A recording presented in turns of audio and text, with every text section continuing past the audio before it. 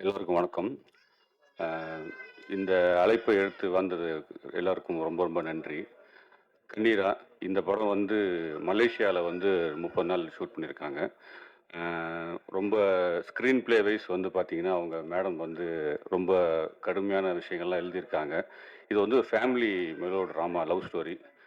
Sensor வந்து you certificate ஆயிருக்கு. So இது வந்து ஒரு பெஸ்ட் அட்டெம்ப்ட்டா நாங்க ட்ரை பண்ணியிருக்கோம். நீங்க பிரஸ் அண்ட் மீடியா பீப்பிள் பார்த்துட்டு இது வந்து ஒரு நல்ல ஒரு ஃபீட்பேக் தந்தா, எங்களுக்கு அடுத்த ஒரு ப்ராஜெக்ட் பிளான் பண்ணி போயிட்டுருக்கு. ஸோ அதுக்கு பெரிய சப்போர்ட்டா இருக்கும். ஒரு சின்ன டீம் ரொம்ப கடுமையா உழைச்சிருக்கோம். ஸோ அதோட உழைப்பு வந்து ஸ்க்ரீன்ல நீங்க பார்த்துருப்பீங்க. அது தெரிஞ்சிருக்கும்.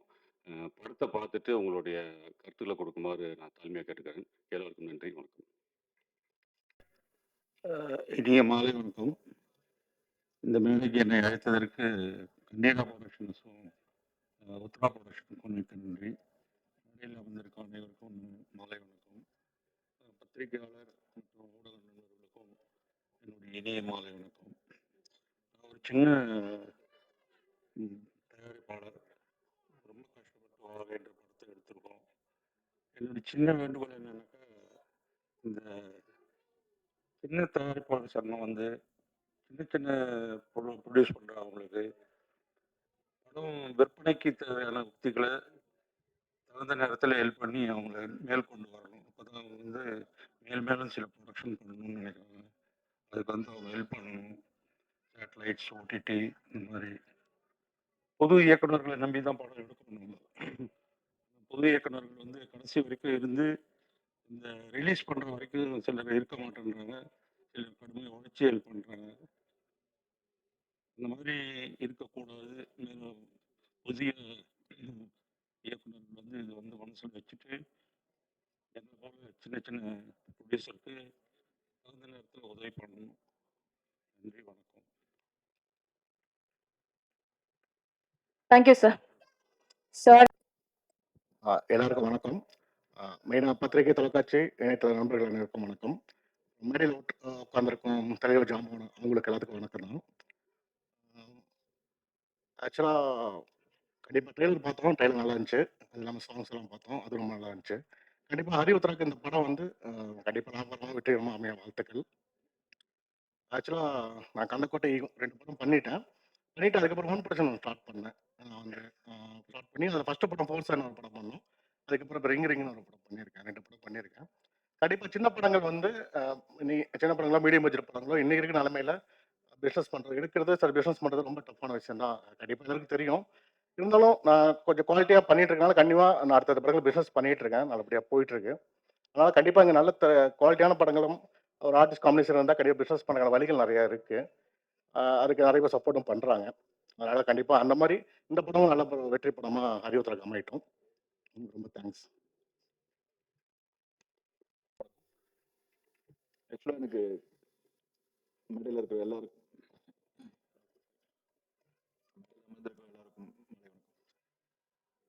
கதிரை வந்து எனக்கு ஒரு 2 இயர்ஸாக தெரியும்.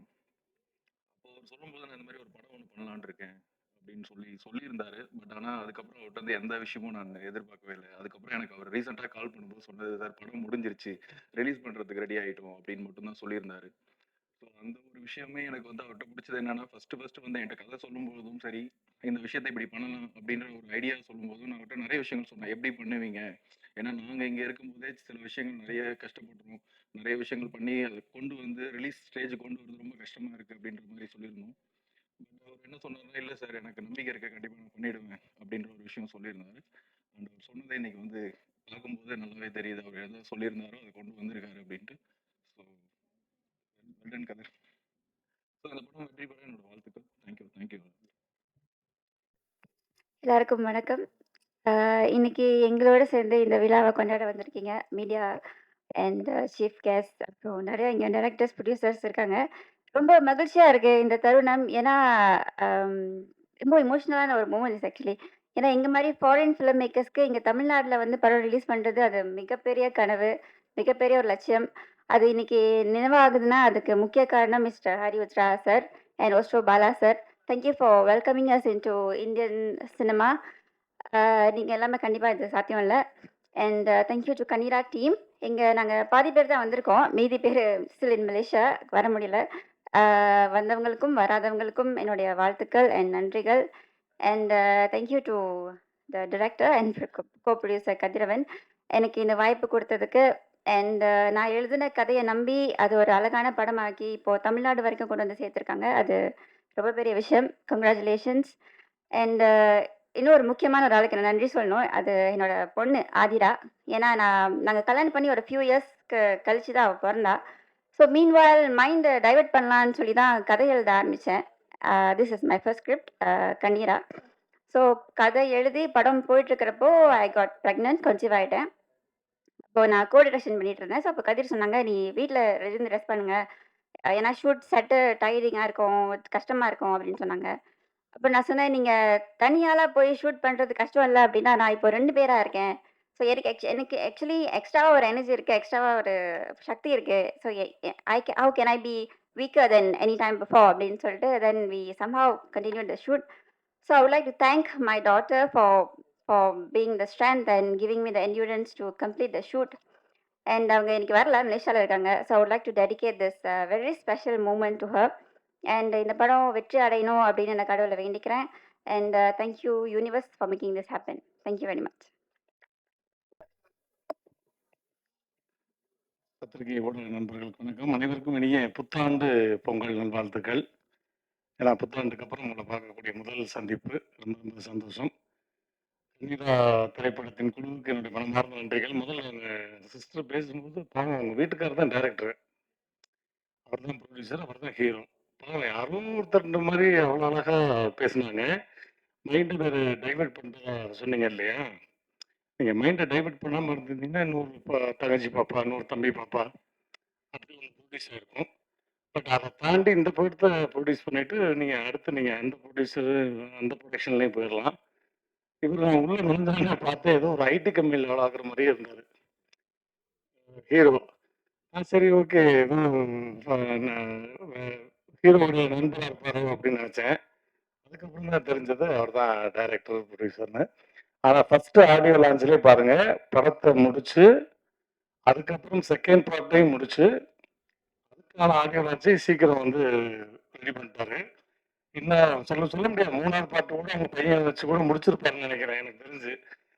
அதில் பெரிய நன்றி என்ன சொல்லணும்னா, மலேசியாவில் முழுக்க முழுக்க படம் பண்ணி அதை சவுத் இந்தியாவில் வந்து ரிலீஸ் பண்ணுறாரு அப்படின்ற போது கண்டிப்பாக தென்னிந்திய நடிகர் சங்கம், தமிழ் திரையுலகம் உங்களை வருகன்னு வரவேற்கிறது. அதுக்கு மிக பெரிய வரவேற்பும் வாழ்த்துக்களும் உங்களுக்கு.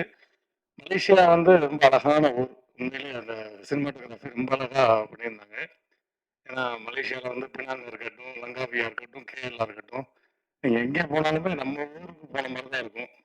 அங்கே மலேசியாவுக்கு போகிற மாதிரி ஒரு ஃபாரின் போகிற மாதிரி ஃபீலே இருக்காது. எல்லாம் திருச்சி, தஞ்சாவூர், புதுக்கோட்டை எல்லாம் நம்ம மக்களே பார்க்கலாம். இதெல்லாம் எதுக்கு நான் சொல்கிறேன்னா, நான் மலேசியா போயிட்டு வந்தேன்றதுக்காக சொல்கிறேன். அதுக்கு நீங்கள் கை தட்டுவீங்கன்னு நினச்சேன். நான் நேற்று வந்த ஊரில் இருந்து. அதனால அதனால அடிக்கடி போகிற ஊர் ரொம்ப அழகாகவே நம்ம தென்னிந்திய கலைஞர்களை அதிக நிகழ்ச்சிகள் கூப்பிடுறதும் சரி, அதிக படப்பிடிப்பு அவங்களுடைய சொந்த பந்தங்கள் மாதிரி அழகாக பார்த்துக்கிற ஊர் வந்து சிங்கப்பூர், மலேசியா மக்கள். அதுக்கு அவங்களுக்கு மிகப்பெரிய நன்றி, வாழ்த்துக்களும். இந்த படம் மிகப்பெரிய வெற்றி அடைய மனமார்ந்த வாழ்த்துக்கள். நன்றி, தேங்க்யூ. அனைவருக்கும் வணக்கம். எங்கள் உத்ரா ப்ரொடக்ஷன்ஸில் வந்து பண்ணுற 3வது திரைப்படம் இது கண்ணீரா. கண்ணீரா வந்து ரொம்ப ஸ்பெஷலான படம். ஏன்னா இந்த வருஷத்தில் வந்து ஃபஸ்ட்டு ஆடியோ லான்ச்சாக வந்து இங்கே பிரசாத்தில் வந்து நாங்கள் பண்ணுறோம். அது மட்டும் இல்லாமல் மலேசியாவில் வந்து பண்ண ஒரு படம் இன்றைக்கி வந்து இந்த அளவுக்கு நாங்கள் தமிழ்நாட்டில் கொண்டு வந்து நாங்கள் பண்ணுற அளவுக்கு அந்த படத்தில் ஒரு முக்கியமான ஒரு ஸ்டஃப்பான ஒரு விஷயம் இருக்குது. ஸோ அதனால தான் இந்த படம் ரொம்ப ஸ்பெஷல்னு சொன்னேன். இந்த வாய்ப்பை வந்து கதிரவன், மோர் ஃபோர் ப்ரொடக்ஷன்ஸ், ஸோ அவங்க டீமுக்கு தான் வந்து ஒரு மிகப்பெரிய நான் நன்றியை சொல்லணும். அதுக்கப்புறம் பாலகங்காதரன் சார். இந்த ப்ராஜெக்டை வந்து முதல்ல நாங்கள் போயிட்டு மலேசியாவில் படம் பார்க்கும்போது, ஸோ இந்த படம் என்னவா இருந்தது அப்படின்னா, கிட்டத்தட்ட இது எப்படி வந்து இந்த அளவுக்கு இன்னைக்கு தமிழ்நாட்டில் வந்து இது ஒரு படைப்பாக இங்கே மக்கள்கிட்ட கொண்டு போக முடியும் அப்படின்றத தெரியாத அளவுக்கு எங்களுக்கு ஒரு இதுவாக இருந்தது. அப்போ நாங்கள் நிறைய ஒர்க் பண்ணி நிறைய விஷயங்களை சேஞ்ச் பண்ணும்போது படம் வந்து மியூசிக்கலாக ரொம்ப ஒரு ஸ்பெஷலான படமாக இந்த படம் இருக்கும். ஏன்னா சமீப காலத்தில் வந்து சின்ன திரைப்படங்களில் வந்து பாடல்கள் வந்து யாருமே அதிகமாக விரும்பி கேட்கறதில்ல. ஸோ அந்த வகையில வந்து இந்த படத்துல வந்து ஸ்பெஷலே வந்து சொல்லணும்னா பாடல். ஃபுல்லா ஹரிமாறன் சொல்லி இசையமைப்பாளர் பண்ணியிருக்காங்க. ஸோ கதிரவன் சாரோட ரைட்டிங்ல வந்து ரொம்ப ஸ்பெஷலா இந்த படத்துல மியூசிக்கலா ஒரு லவ் ஸ்டோரி. அ எப்படி வந்து ஒரு லவ்வ ரொம்ப கரெக்ட்டா கொண்டு போலாம் அப்படின்றத வந்து ரொம்ப நேர்த்தியா, ஒரு அழகா சொல்லியிருப்பாங்க. ஸோ சோசியல் மெசேஜ் அப்படிலாம் எதுவுமே இல்லாம, ரொம்ப ஒரு ஜாலியான ஒரு படமாவும், ஒரு எமோஷனலா ரொம்ப கனெக்டிவிட்டியா இருக்கிற ஒரு படமா இருக்கும். ஸோ நாங்க டிஸ்ட்ரிபியூஷனா வந்து தொடர்ச்சியா நெறைய சின்ன திரைப்படங்கள வந்து மக்கள் மத்தியில கொண்டு போய் சேர்த்துட்டு இருக்கோம். ஸோ அந்த வகையில வந்து இந்த கண்ணீராவும் எங்களுடைய புரொடக்ஷன்ல வந்து ரொம்ப ஒரு முக்கியமான படமா தான் நாங்க பார்க்குறோம். ஸோ இன்னும் இந்த படத்துல வந்து நெறைய சுவாரஸ்யமான விஷயங்கள் வந்து ரிலீஸ்க்கு முன்னாடி நெறைய அப்டேட்ஸ்லாம் இருக்கு. ஸோ இந்த படத்துக்கு எங்க கூட இருந்து இவ்ளோ வேலையும் இந்த அளவுக்கு கொண்டு வந்து செய்யக்கூடிய எல்லா சப்போர்ட்டும் குடுத்த கண்ணீரா படக்குழு. ஸோ ஃபுல் அண்ட் ஃபுல் மலேசியால தான் அந்த டீம் இருக்காங்க. ஸோ அவங்க எல்லாருக்கும் இந்த நேரத்தில ஒரு மிகப்பெரிய ஒரு நன்றிய நான் தெரிவிச்சுக்கிறேன். எல்லாத்துக்கும் மேல இன்னைக்கு ஒரு மால் ஆகட்டும், ஒரு நார்மல் சிங்கிள் ஸ்க்ரீன்ல கூட இன்னைக்கு வந்து ஒரு ஷோ வாங்கி நம்ம ஒரு சின்ன திரைப்படங்கள கொண்டு போறது எவ்வளோ கஷ்டமா இருக்குன்னு சொல்லி எல்லாருக்கும் தெரியும். அதையும் தாண்டி இப்படி ஒரு படைப்ப வந்து இன்னைக்கு திரையரங்குல கொண்டு வர்றதுக்கு ரொம்ப சப்போர்ட்டா இருக்கிற நம்ம மோர் பவர் புரொடக்ஷன்ஸ்ல கதிரவன் சார். ஸோ என்னன்னா, நம்ம தமிழ்நாட்டுல இருக்கிறவங்களே இன்னைக்கு வந்து இந்த அளவுக்கு ஒரு படைப்ப வந்து கொண்டு போய் சேர்க்கறதுல எந்த அளவுக்கு நம்ம கூட சப்போர்ட்டா இருப்பாங்கன்னு தெரியல. ஸோ மலேசியால வந்து எதுவுமே தெரியாது. பிளாங்கா முதல்ல நான் இந்த படம் வந்து ஃபுல் அண்ட் ஃபுல்லா நான் எடுத்து நான் பண்றேன் அப்படின்னு சொல்லி நான் கம்ப்ளீட்டா சேஞ்ச் பண்ணும்போது, ஒரு இடத்துல கூட வந்து அவர் டைரக்டர் இந்த படத்துல ஃபுல் அண்ட் ஃபுல் ரைட்டிங்கும் அவங்க மேடமும் அவங்களும் தான் பார்த்தாங்க. இருந்தாலும் வந்து எந்த விதமான நம்ம சஜஷன் சொன்னாலும் அத அக்செப்ட் பண்ணாங்க. அந்த அக்செப்ட் தான் வந்து இது ஒரு மிகப்பெரிய சக்சஸ். ஸோ இது வந்து மலேசியாவுல வந்து அவங்க ஒரு ஃபெஸ்டிவலா மலேசியால மட்டும் ரிலீஸ் பண்ணியிருந்தாங்க. ஸோ அங்க ரிலீஸ் பண்ணதுல இந்த படத்துக்கு நெறைய ரிவ்யூஸ்லாம் நல்ல ஒரு ரேட்டிங்ஸோட எங்களுக்கு கிடைச்சது. ஸோ இப்போ இது தமிழ்நாட்டிலயும் அதே ஒரு வெற்றியும், அதே ஒரு ரிவ்யூஸ் அண்ட் ரேட்டிங்ஸும் கிடைக்கும்னு சொல்லிட்டு நாங்க நம்புறோம். மீதி இன்னும் ப்ரெஸ் ஷோ அதெல்லாம் இருக்கு. ஸோ எல்லாம் பார்த்துட்டு பத்திரிகையாளர்கள் நீங்க தொடர்ச்சியா எங்களுடைய உத்தரா புரொடக்ஷன்ஸ் படம் நெறைய படங்கள சப்போர்ட் பண்ணி இந்த அளவுக்கு வந்து நாங்க வளர்ந்து வரதுக்கு ஒரு உதவியா இருக்கீங்க. ஸோ நீங்க எல்லாரும் இந்த படத்த பார்த்துட்டு நியாயமான விமர்சனத்த குடுத்து, படம் அடுத்த கட்டத்துக்கு கொண்டு போறதுக்கான எல்லா உதவிகளும் செய்யணும்னு சொல்லி கேட்டுக்கிறோம். நன்றி. எல்லாருக்கும் வணக்கம். ஆம், இங்க வந்து ஆம், ரொம்ப ஒரு எமோஷனலான ஒரு தருணம் எனக்கு.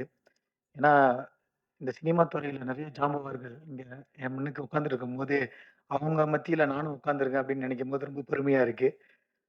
அடுத்து அம் இங்க வந்திருக்கிற அனைத்து பத்திரிகை அ ஊடக நண்பர்கள் எல்லாருக்குமே என்னுடைய ரொம்ப முதற்கண் வணக்கம்.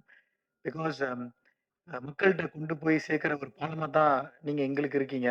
ஸோ நீங்க அத கரெக்ட்டா பண்ணும்போது, நிச்சயமா இந்த படத்துக்கு மக்களோட ஆதரவு கிடைக்கும் அப்படின்னு நான் பெரிதும் எதிர்பார்க்கிறேன். ஸோ இங்க வந்திருக்கிற விஐபிஸ் எல்லாருமே Hemaprakash sir, Robo Shankar sir, K. Rajan sir, அ ஆர்.வி. உதயகுமார் சார், அ அதுக்கப்புறம் நம்மளுடைய பேரரசு சார், எல்லாருக்குமே இங்க வந்திருக்கிற யாராச்சும் விட்டுருந்தேன்னா தயவு செஞ்சு மன்னிச்சிடுங்க. ஸோ இங்க வந்திருக்கிற அனைவருக்குமே வந்து ஃபர்ஸ்ட்டு ரொம்ப ரொம்ப நன்றி. பிகாஸ் இது எங்களுடைய முதல் முயற்சி. ஒரு முதல் குழந்தை மாரி அப்படின்னு சொல்லுவாங்க. அ ஏன்னா நான் சொன்னேன் அ சார்ட்ட சொன்னேன். என் கூட சேர்ந்து தயாரித்த உதய அ அ உத்தரா உத்தரா புரொடக்ஷனை சார்ந்த ஆர். உதயகுமார், ஹரி உத்ரா. அவர்ட்ட சொன்னேன், "சார் எப்படி நான் கொஞ்சம் நர்வஸா இருக்கு. கொஞ்சம் சீக்கிரமா முடிச்சிருவா ஸ்பீச்" அப்படின்னு சொன்னேன். இப்ப பாலா சாரும் அவங்களும் சொன்னாங்க, "சார் கொஞ்சம் பேசுங்க. நீங்க இயக்குனர், ஹீரோஸ் கொஞ்சம் பேசுங்க" அப்படி சொன்னாங்க. ஸோ அதனால முடிஞ்ச அளவுக்கு என்ன கவர் பண்ண முடியும் அப்படின்னு நான் பார்க்குறேன். அ அதாவது ஒரு பழமொழி இருக்கு. அதாவது "திரைக்கடல் ஓடியும் திரவியம் தேடு" அப்படின்ட்டுன்னு. ஸோ எங்களுக்கு வந்து பார்த்தீங்கன்னா, நாங்க கடல் கடந்து இவ்வளோ பெரிய கடல் மாரி இருக்கிற ஒரு திரைத்துறைக்கு, எங்களுடைய படமும் ஒரு ஒரு சின்ன ஒரு கருவியா இருக்கணும், பங்கு அளிக்கணும் அப்படின்னு சொல்லிட்டு தான் நாங்க கடல தாண்டி இங்க வந்திருக்கோம். திரவியம் தேடுறது. திரவியம் வந்து பணம் மட்டும் கிடையாது. மக்களுடைய அன்பு, ஆதரவு, அந்த சினிமா துறையில எங்களுக்கும் ஒரு அங்கீகாரம் வேணும் அப்படின்றதுக்காக தான் வந்திருக்கோம். ஸோ அம் இந்த படம் வந்து ஏன் எனக்கு ரொம்ப எமோஷனலான ஒரு படம் அப்படின்னு சொன்னா, இந்த புரொடக்ஷன நான் தான் ஸ்டார்ட் பண்ணேன். அ சார் ஹரிவுத்ரா அவர் வரதுக்கு முன்னாடி இந்த படம் வந்து ஆல்ரெடி கொஞ்சம் தொடங்கிட்டோம். ஸோ அது ஏன் எனக்கு ரொம்ப எமோஷனல்னா, அவங்க என்னுடைய ஒய்ஃப் கௌசல்யா வந்து அஃப்கோர்ஸ் இப்ப இருக்கிற காலகட்டத்தில உங்களுக்கு தெரியும். கல்யாணத்துக்கு அப்புறம் வந்து குழந்தைகள் இல்லன்னா கொஞ்சம் இந்த சொசைட்டில ஒரு சின்ன பிரஷர் இருக்கும். அது அறிந்தும் அறியாமலே நம்மள தாக்கும். ஸோ அப்போ ஒரு சின்ன கேப் விழுவும்போது, அப்ப நான் சொன்னேன், அ லைக் நம்மளுக்கு கொஞ்சம் ஒரு ஒரு சின்ன ஒரு டைவர்ட் பண்றதுக்கு அவங்க வந்து என்கிட்ட சொன்னாங்க, "நம்ம ஏன் நான் ஒரு கதை எழுதுறேன், ஒரு படம் பண்ணலாமே" அப்படின்னு சொன்னாங்க. நான் சொன்னேன், "சரி, இதிலிருந்து வெளியாகறதுக்கு உனக்கு ஒரு தேவைப்பட்டுச்சுன்னா, நீ செய்யுமா, பிரச்சனை இல்ல. நீ கதை எழுது, நம்ம பார்ப்போம் எப்படி படமா கன்வெர்ட் பண்றதுக்கு" அப்படின்னு சொல்லி, ஒரு 2 மாசத்திலேயே அவங்க ப்ரிப்பேர் பண்ணி கொண்டு வந்துட்டாங்க ஸ்கிரிப்ட்.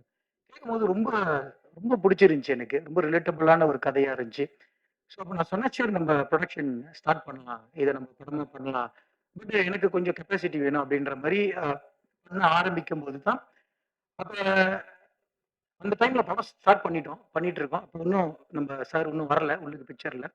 பண்ணி பண்ணிட்டு இருக்கும்போது, அப்ப அவங்க திடீர்னு ஒரு நாள் வந்து எனக்கு சொல்றாங்க, இந்த மாரி ஒரு சர்ப்ரைஸ் இருக்கு. அப்படி வீட்டுக்கு போனோனே சொன்னாங்க, அ டெஸ்ட் பண்ணேன் பாசிட்டிவ், குழந்தை வரப்போறாங்க அப்படின்னு சொன்னோனே, அவங்க என்ன சொன்னாங்கன்னா, 2வது குழந்தை வரப்போறாங்க அப்படின்ட்டுன்னு.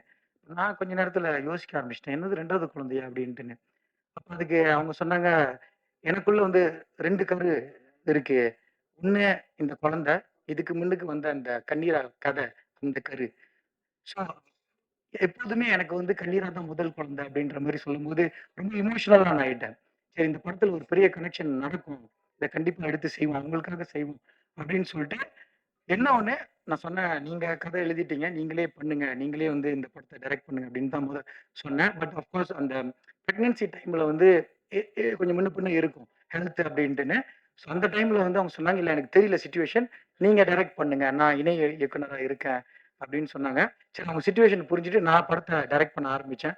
படத்த ட்ராவல் பண்ண ஆரம்பிச்சோம். ஸோ படம் ஷேப் அப் பண்ணிட்டு இருக்கும்போது, அஃப்கோர்ஸ் இது வந்து கொஞ்சம் பெரிய ஸ்கேல்ல போனோம். மலேசியால பண்ணிட்டு இருக்கும்போது, அப்பதான் வந்து எனக்கு நம்ம பாலா பிரதரும், ஹரிவுத்ரா சாரும் பழக்கம். So அவங்க கிட்ட இத பத்தி பேசும்போது, இந்த படத்த அடுத்து எப்படி கொண்டு போலான்னு பேசும்போது, அ ஒரு கனெக்ஷன் தான். கடவுள் குடுத்த ஒரு வரம் தான். அவங்க உள்ளுக்கு வந்து இந்த புரொடக்ஷன் என்னோட சேர்ந்து பயணிச்சு, இந்த படத்த இப்ப முடிச்சு, அ இப்ப என்னோட ஒய்ஃப், அப்புறம் நல்ல நண்பர்கள் 2 பேரு. ஒரு 2 கண்கள் மாரி எனக்கு. ஏன்னா இவங்க எல்லாமே டெஃபினெட்லி தமிழ்நாட்டுல இந்த படம் உங்க முன்னுக்கு இன்னும் கொஞ்ச நாள்ல தியேட்டர்ல ரிலீஸ் ஆக போகுது. அது சாத்தியமே இல்ல. எல்லாமே இவங்களுடைய பேரன்பு தான் அப்படின்னு நான் சொல்லுவேன். ஸோ அம் இத தாண்டி அ இந்த படத்த சக்சஸ்ஃபுல்லா முடிச்சுட்டு, சில ஃபெஸ்டிவல்ஸ்ல வந்து நம்ம ரிலீஸ் பண்ணிட்டு இருந்தோம் மலேசியால. பிகாஸ் என்னன்னா, டைரக்ட்டா ஆடியன்ஸ்ட்ட போயிட்டு நம்ம ரிவ்யூஸ் எப்படி எடுக்கலாம் அப்படின்ற ஒரு அடிப்படையில பண்ணும்போது, அப்ப எங்களுக்கு கிடைச்ச ஒரு ஒரு நெறைய ரிவ்யூஸ் பாசிட்டிவா கிடைச்சுச்சு. ஸோ அதுல ஒரு முக்கியமான ஒரு ரிவ்யூ வந்து நான் உங்ககிட்ட பகிர்ந்துக்க ஆசைப்படுறேன். என்னன்னா, ஒரு ஒரு ஒரு அங்கிள் எனக்கு கால் பண்ணிட்டு சொன்னாரு, "ஏன் உங்க படம் பார்த்தோம். எனக்கு ரொம்ப புடிச்சிருந்துச்சு. நான் அங்க கேட்டு நம்பர் வாங்கி உங்களுக்கு கால் பண்றேன். உங்ககிட்ட கொஞ்ச நேரம் பேசலாமா?" அப்படின்னாரு. சொன்னேன், "சரி அங்கிள், சொல்லுங்க அங்கிள். ரொம்ப சந்தோஷம். படத்த பார்த்து உங்களுக்கு பிடிச்சிருக்குன்னு சொல்லியிருக்கீங்க." "இல்லையா, இந்த படத்த பார்த்துட்டு என் மனசுல தோணுனத நான் உங்ககிட்ட சொல்றேன்." அப்படின்னாரு. "சொல்லுங்க அங்கிள்" அப்படின்னேன். ஒரு 30 வருஷத்துக்கு முன்னுக்கு இந்த படத்த நான் பார்த்திருந்தேன்னா, கண்டிப்பா என் லைஃப கொஞ்சம் நான் மாத்தியிருப்பேன். என்னுடைய கல்யாண வாழ்க்கையில ஏதாவது ஒரு சேஞ்ச் நான் பண்ணியிருந்திருப்பேன் அப்படின்னு சொன்னாரு. எனக்கு அப்ப கொஞ்சம் ஆச்சரியம். என்ன சொல்றாரு அங்கிள் அப்படி இப்படின்னு எனக்கு கொஞ்சம் குழப்பமா தான் இருந்துச்சு. ஏன்னா நம்ம நம்ம அந்த அளவுக்கு யோசிக்கல. பட் அவங்களோட ரிவ்யூ அப்படி வரும்போது, அப்ப அவர் சொன்னாரு, உங்க படத்துல வந்து ஒரு ஒரு விஷயத்த நீங்க ரொம்ப தெளிவா சொல்லியிருக்கீங்க" அப்படின்ட்டுன்னு. "அ என்ன அங்கிள்?" அப்படின்னு கேட்டேன். "விட்டு குடுத்து ஜெயிக்கிறது" அப்படின்னு சொன்னாரு. நான் சொன்னேன், "விட்டு குடுத்து ஜெயிக்கிறது எப்படி சொல்ல வர்றீங்க அங்கிள்?" அப்படின்னு. அ அவர் இங்கிலீஷ்ல சொன்னாரு, "காம்ப்ரமைஸ் அண்ட் வின்." நீங்க வந்து காம்ப்ரமைஸ் பண்ணி ஒரு விஷயத்த ஜெயிக்கலாம் அப்படின்னு சொன்னது வந்து, உங்க படத்துல நான் ஒரு அது மெசேஜா நான் பார்க்கல. பட் அதிலிருந்து நான் அத அப்படிதான் எடுத்துக்கிட்டேன் அப்படின்னு சொன்னாரு. நான் கேட்டேன், "ஏன் அப்படி சொல்றீங்க அங்கிள்?" அப்படின்னு கேட்டேன். அப்ப அவர் சொன்னாரு, இப்ப நம்ம 2 குழந்தை இருக்கு. அந்த குழந்தைட்ட வந்து நீங்க போயிட்டு சாக்லேட் குடுக்குறீங்க. ஒரு சாக்லேட் தான் இருக்கு. அப்பாகிட்ட வந்து குடுக்கும்போது, அப்ப 2 பேரும் ஃபைட் பண்றாங்க. ஃபைட் பண்ணிட்டு இருக்கும்போது, "எனக்கு வேணும், உனக்கு வேணும்" அந்த சாக்லேட்ட வந்து அந்த பையனுங்க 2 பேரும் சண்டை போடும்போது, அப்பா சொல்றாரு, "யாராச்சும் ஒரு ஆள் சாப்பிட்டுருங்க" அப்படின்னு. ஸோ இப்ப என்ன நடக்குது, அந்த அண்ணன் வந்து, சரி, அம் அ தம்பி தம்பிக்காக இந்த சாக்லேட் நான் குடுக்குறேன். பரவாயில்லையா? நீ சாப்பிடு. அண்ணனுக்கு வேணாம். நீயே சாப்பிடு அப்படின்னு சொல்லும்போது, அந்த சாக்லேட்ட எடுத்துட்டு போயி அந்த தம்பி போயிட்டு கொஞ்ச நேரம் கழிச்சு திரும்ப வந்துட்டு, "இல்லண்ணா பரவாயில்லண்ணா. அ இந்த சாக்லேட்ட நீங்களே சாப்பிடுங்க. எனக்கு வேணான்னு" சொல்லிட்டு குடுத்துட்டு போயிட்டாரு. ஐ அவரு அவரு ஏன் அப்படி அந்த விளக்கத்த சொன்னாருன்னா, அவரு ஆக்சுவலி சண்டை போடல. அந்த பையன் வந்து சண்டை போடல. சாக்லேட்ட புடுங்கல. அதுக்காக போய் ஃபைட் பண்ணல. அவரு குடுத்தது என்ன விட்டு குடுக்குறாரு. ஒரு விஷயத்த விட்டு குடுக்கும்போது, ஒரு விஷயம் நம்மளுக்கு திரும்ப கடவுள் குடுப்பாருன்னு சொன்னார்ல. அந்த மாரி தான் தம்பி வந்து, "பரவால்ல நீயே சாப்பிடு." ஸோ எண்ட் ஆஃப் த டே அந்த சாக்லேட் அவர் ஜெயிச்சுட்டாரு. சாக்லேட் அவர் சாப்பிட்டாரு. ஸோ அந்த கரு தான் இந்த படத்துல எனக்கு ரொம்ப புடிச்சிருக்கு அப்படின்னு சொன்னாரு. அத கேட்டோனே எனக்கு ரொம்ப நெகிழ்ச்சியா ஆயிருச்சு. ரொம்ப சந்தோஷமா ஆயிருச்சு. படத்த இந்த ஒரு மெசேஜ வந்து ரொம்ப அழகா ஆடியன்ஸ் பார்க்குறாங்க அப்படின்ட்டுன்னு. ஸோ இந்த இந்த ஒரு விஷயம் வந்து கண்டிப்பா வந்து எல்லா மக்களுக்கும் ரொம்ப ரிலேட்டபுளா ரொம்ப கனெக்ட் பண்ணும் அப்படின்னு நான் நம்புறேன் இந்த படத்துல. ஸோ அதுக்கான முயற்சியில தான் நம்ம ஈடுபட்டிருக்கோம். And at the same time uh uh எனக்கு வந்து ஒரு சின்ன உறுத்தல் இருந்துட்டே இருந்துச்சு. ஏன்னா ஃபர்ஸ்ட் படம் வந்து கண்டிப்பா அவங்க தான் பண்ணியிருக்கணும். என்னுடைய ஒய்ஃப் தான் பண்ணியிருக்கணும். பட் அந்த பிரெக்னன்சி பீரியட்ல அவங்க பட்ட கஷ்டம் எனக்கு தெரியும். அந்த வலிய எப்படி அவங்க வந்தாங்கன்னு. அதனால தான் அந்த படத்த நான் டேக் ஓவர் பண்ற ஒரு சூழ்நிலை இருந்துச்சு. நான் சொன்னேன்ல, இந்த படம் கண்டிப்பா நீ தான் பண்ணியிருக்கணும் அப்படின்னு சொல்லிட்டு இருக்கும்போது தான் அவங்க சொன்னாங்க, "கண்ணீரா 2 வந்து ஒரு கதை நான் ரெடி பண்ணிட்டேன். நீங்க கேட்குறீங்களா?" அப்படின்ட்டுன்னு. அத கேட்டோனே வந்து எனக்கு ரொம்ப ஆர்வமாயிருச்சு. ரொம்ப சந்தோஷமாயி கேட்டேன் கதைய. ரொம்ப ஒரு பார்ட் 1க்கு ஒரு ஈக்குவலான ஒரு கதை எழுதியிருந்தாங்க. அப்ப நான் சொன்னேன், "இந்த வாட்டி நீ தான் டைரக்ட் பண்ணணும். நீ தான் இந்த படத்த செய்யணும். இது வந்து ஒரு கட்டளை மாரி" அப்படின்னு நான் சொன்னேன். ஸோ அந்த டைம்ல தான் வந்து என்ன ஆகும்னா, தமிழ்நாட்டுல படம் ரிலீஸ் பண்ணணும் அப்படின்ற மாரி லாஸ்ட் இயர் மீட்ல பேசிட்டு இருந்தோம். நானு, பாலா சார், அப்புறம் அரிவுத்ரா சார். அ அவங்க சொன்னது என்னன்னா, "பிரதர், ஒரு ஒரு சீக்வல் ரெடி பண்றது ரொம்ப நல்ல விஷயம். ஏன்னா ஒரு ஒரு ஒரு படம் ஒரு பார்ட் 1 வரும்போது பார்ட் 2 உடைய அந்த ஒரு கனெக்ஷன் ஏற்படும்போது, அந்த ரீச் வந்து மக்கள்ட்ட இன்னும் அதிகமா போய் சேர்றதுக்கான வாய்ப்புகள் இருக்கு. ஸோ நீங்க தைரியமா பண்ணுங்க" அப்படின்னு சொல்லும்போது, "இல்ல சார், நான் ஒரே டைம்ல இந்த 2 இத எப்படி பண்றது?" அப்படின்னு சொல்லும்போது, எனக்கு பின்னாடி தட்டி குடுத்து, "போய் பண்ணுங்க. இந்த படத்த முடிங்க. தமிழ்நாட பத்தி நீங்க கவலையே படாதீங்க. நாங்க இருக்கோம். நாங்க தோள் கொடுப்பான் தோழன்" அப்படின்னு சொல்லுவாங்கல்ல. அந்த மாரி அவங்க 2 பேரும் நின்று இந்த ஈவென்ட் இவ்வளோ சிறப்பா செஞ்சிருக்காங்க. இந்த 6 மாசமா அவங்க எந்த அளவுக்கு உழைப்பு போட்டுருக்காங்க அப்படின்றது எனக்கு தெரியும். ஸோ அந்த அந்த கேப்ல தான் நாங்க பார்ட் 2 வந்து செஞ்சு முடிச்சுட்டோம். அதுவும் இப்போ புரொடக்ஷன் போஸ்ட் புரொடக்ஷன் போயிட்டு இருக்கு. ஸோ இந்த வருஷம் கண்டிப்பா எங்ககிட்ட இருந்து மோஃபோ புரொடக்ஷன், உத்ரா சாரோட உத்ரா புரொடக்ஷன் 2 பேரும் இணைந்து 2 படம் குடுப்போன்ற நம்பிக்கையோடு, ஆம், "வந்தாரை வாழ வைக்கும் தமிழ்நாடுன்னு" சொல்லுவாங்க. அந்த மாரி எங்களையும் வாழ வைப்பீங்க அப்படின்னு சொல்லி ஊடக நண்பர், பத்திரிகை நண்பர் எல்லாருக்கும் ஒரு பெரிய வணக்கத்த குடுத்துட்டு, அ என்னுடைய இந்த உரைய நான் முடிச்சுக்கிறேன். நன்றி, வணக்கம். Thank you.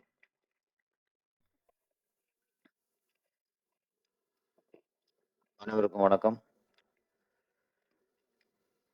நீரா நீரா அப்படிங்கிறது ஒரு பெண்ணோட பெயர். அந்த நீராவை கண்ணுக்குள்ளே கதாநாயகன் வைத்திருக்கிறாரு. அதான் கண்ணீரா. நான் இப்ப சொல்றது கண்ணீரா அப்படிங்கும்போது கண்ணுல இருந்து நீர் சொல்றாங்க போல இருக்கு. அதான் டெய்லி பார்த்துட்டு இருக்குமே. இது ஒரு டைட்டில் கொஞ்சம் புதுசா இருக்கு. இதுல வந்து நம்மளுக்கு வந்து முக்கியமான விஷயம் என்னன்னா, மனைவி கதை எழுதி கணவன் இயக்கியிருக்கிறாரு. இது புது விஷயம். கணவன் இயக்குறதுக்கு ஒத்துக்கிட்டது ஓகே. கதாநாயகன் நடிக்கிறதுக்கு ஒத்துக்கிட்டாங்க பாருங்க. நிறைய பேருக்கு பயப்படுவாங்க. சினிமாவுக்கு வர்றதுக்கே பயப்படுவாங்க. இல்ல இயக்குனர் அனுமதிக்கிறது வேற. கதாநாயகன் அனுமதிச்சிருக்காங்க. எங்கேயே இந்த சொன்னீங்கல்ல, விட்டு எங்கேயே ஆரம்பிச்சு உங்களுக்கு லைஃப்லயும் இதுலயே ஆரம்பிச்சு. என் கதைய கௌசல்யா அவங்க பேரு. கௌசல்யா கதையை அவங்களே இயக்கியிருக்கணும். அப்படிங்கும்போது அவங்க இல்ல நீங்க இயக்குங்க அப்படின்னு விட்டு கொடுத்துருக்காங்க. அடுத்து செகண்ட் பார்ட். அதான் செகண்ட் பார்ட் வந்து இப்போ இவர் விட்டு கொடுத்துட்டாரு. நான் ஃபர்ஸ்ட் படம் நான் இயக்கிட்டேன். 2வது படத்தை நீ இயக்கிறேன்ட்டு. ஃபர்ஸ்ட் பார்ட் போகும்போது 2வது குழந்தை ரெடி ஆயிருச்சு. செகண்ட் பார்ட் போகும்போது 3வது குழந்தை ரெடி ஆயிரும்ல. ரொம்ப அவர் ரொம்ப ஆரம்பக்காரர் ரோபசங்கர். என்ன வந்து நல்ல செகண்ட் பார்ட் போகும்போது 3வது குழந்தையும் ரெடி ஆயிரும்.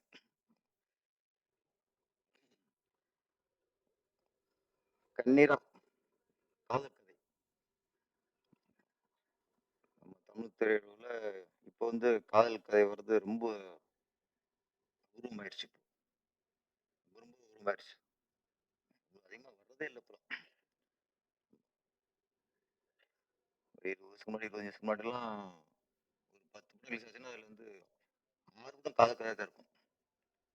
4ல் 1 குடும்ப கதையாக இருக்கும், ஒன்று த்ரில்லராக இருக்கும், 2 அடிதடி கமர்ஷியல் அப்படி இருக்கும். இப்போ 10 படம் ரிலீஸ் ஆச்சுன்னா 10 படமே அடி அடி வெட்டு வெட்டு குத்து, கஞ்சா கடத்தல், கத்தி குத்து, ரேப்பு, பல ஐட்டம் போயிட்டு இருக்கு. காதல் கதையே அபூர்வமா போச்சு. இந்த நேரத்துல ஒரு காதல் கதை ஒரு படம் வருங்கும்போது அதுவே மனசுக்கு சந்தோஷமா இருக்கு. நிறைய ஹீரோக்கள் வந்து தொடர்ந்து காதல் கதை பண்ணி தான் பெரிய ஹீரோ ஆயிருக்காங்க. விஜய் சார்லாம் பார்த்தா ஃபர்ஸ்ட் மேக்ஸிமம் 25-30 படமா காதல் படம் தான். கமர்ஷியல் ஹீரோ ஆகி அப்புறம் இளைய தளபதி தளபதி இன்னைக்கு தலைவர் ஆயிட்டாரு. அஜித் சாரும் அப்படித்தான். பிகினிங் அவரும் 20-25 படம் லவ் ஸ்டோரி தான். அதுக்கப்புறம் இப்போ வீரம், விசுவாசம், விடாமுயற்சின்ட்டு வேற ரேஞ்சில் போயிட்டு இருக்காரு. ஆனா எம்ஜிஆருக்கும் சிவாஜிக்கும் எம்ஜிஆர் சாருக்கும் எவர் கிரீன் படமா அன்பேவா முழுக்க முழுக்க லவ் ஸ்டோரி. நடிகர் திலகம் சிவாஜி கணேசனுக்கு எவர் கிரீன் படம்னா வசந்த மாளிகை லவ் ஸ்டோரி தான். இதெல்லாம் பார்க்கும்போது அது ஒரு ஈர்ப்பு இருக்கும், மனசுக்கு சந்தோஷமா இருக்கும். நம்மளால முடியலைங்கும் போது ஒரு ஹீரோ ஒரு பொண்ணு கட் பண்ணி லவ் பண்ணுறோம் டுவேட் போடுறாங்க போது நமக்கு சந்தோஷமா இருக்கும். சரி ஓகே நம்ம நினைக்கிறோம் முடியல, ஒருத்தன் நினைச்சு டுவேட் போடுறோம். இப்போ அதுக்கும் இல்லை, என்ன நம்ம கஞ்சா கருத்து நினைக்கிறோம், கொலை பண்ண நினைக்கிறோமா, இதைத்தான் பண்ணிக்கிட்டு இருக்காங்க. இப்போ இந்த நேரத்தில் லவ் ஸ்டோரி, கன்னிரா லவ் ஸ்டோரிங்கிறது ரொம்ப ஆரோக்கியமான விஷயம். முழுக்க முழுக்க மலேசியாவிலேயே படப்பிடிப்பு நடத்தி நல்ல வேலை ஆர்டிஸ்ட் இங்கே வச்சிங்களே, நீங்கள் அங்கேயே வச்சு அங்கேயே ரிலீஸ் பண்ணிடுறாங்க. ஒரு தமிழ் படம் மனசில் படமாக்கப்பட்டாலும் இந்தியாவில் தமிழ்நாட்டில் ரிலீஸ் பண்ணணும்னு நினச்சி அதுக்கு உத்தரா ரிலீஸ் பண்ணுறாங்க. அவங்களுக்கு வாழ்த்துக்கள். வாகை புடிச்சதாக இருக்கட்டும், உத்தரா பிரசன் சார் அவர் பேசும்போது இருக்கட்டும், ஏதாவது ஒரு ஆனந்தத்தை இங்கே வெளிப்படுத்தினாங்க. சிறிய படங்கள் தேட்டர் கிடைக்க மாட்டேங்குது, ஆள் வர மாட்டேங்கிறாங்க, படத்தை முடிச்சாலும் ரிலீஸ் பண்ணுறதுக்கு ரொம்ப சிரமமாக இருக்குது. இது வந்து இவங்களுடைய ஆதங்கம் மட்டும் இல்லை, இன்னைக்கு சிறு படங்கள் பண்ணுற எல்லா பிடிச்சிருக்கும் இந்த ஆதங்கள் தான்.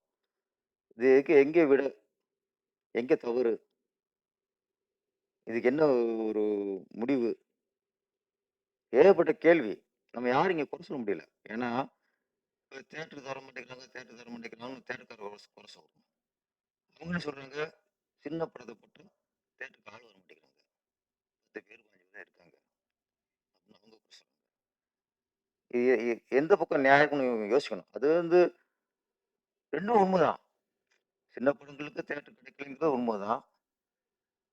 சிறிய படங்களுக்கு மக்கள் ஆதரவு தர மாட்டேங்கிறாங்க, அவங்க வர மாட்டேங்கிறாங்க அப்படிங்கிறதும் உண்மைதான்.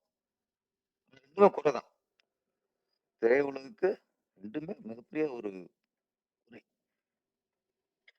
அப்ப இதை எப்படி நிவர்த்தி பண்ணணும், அங்கே யோசிக்கணும். நம்ம மாறி மாறி குறை சொல்லிட்டே இருந்தோம் வச்சுங்களேன், அது வந்து வேலைக்கு ஆகாது. மக்களை தேட்டருக்குள்ள கொண்டு வரணும், அதான் இன்னைக்கு அந்த விஷயம். அதுக்கு என்ன பண்ணணும், தயாரிப்பாளர்கள் என்ன பண்ணணும், இயக்குநர்கள் நடிகர்கள்லாம் இயக்குனரும் டெக்னீஷியன் தான், படத்தை முடிச்சு கொடுத்துருவாங்க அவ்வளோதான். அதுக்கப்புறம் ப்ரொடியூசருக்கு தான் சவாலாக இருக்கு. அவங்க ப்ரொடியூசர் தான் அதை யோசிக்கணும். ஏன் வர மாட்டேங்கிறாங்க, என்ன சிக்கல், எதுக்கு உள்ள வர பயப்படுறாங்க. ரேரா ஏதாவது ரேரா ஒரு ஒரு படம் 2 படம் தான் ரேரா ஓடுது. அது கூட சின்ன படமா இருக்கும், அது பெரிய கம்பெனி வாங்கி ரிலீஸ் பண்ணுவாங்க. அந்த மாதிரி படங்கள் தான் நம்ம கையில் நிறைய தேட்டர் இருக்கும், அதுதான் போய் கொஞ்சம் ரீச் ஆகுது. சமீபத்தில் அஜன் சார் இதில் பேச முடிக்கணும். அஜன் சார் வாசலாக பேசுகிறப்ப சமீபத்தில் சின்ன படம் தேட்டர் கிடைக்கலைங்கிறது ஒன்று, இப்போ தேட்டர் ரிலீஸ் பண்ணும்போது அவங்க இப்போ ஒரு ரிக்வெஸ்ட் பண்ணுறாங்க, யாராவது ப்ரொடியூசர் வந்து வட்டிக்கு வாங்கியோ கஷ்டப்பட்டு படத்தை முடிச்சு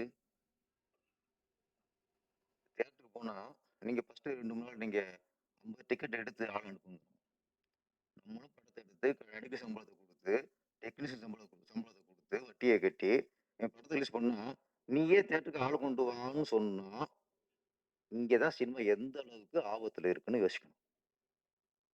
இதுதான் வேலை. 50 டிக்கெட் 50 டிக்கெட் 50 ஆள் உள்ள அனுப்பணும். ஆமா. என்ன வேலை கடைசி புதுசுக்கு என்ன வேலையை போச்சு? இப்ப அவன டிக்கெட் கிளிக்கிற வேலையை போச்சு கடைசியா theatre ல.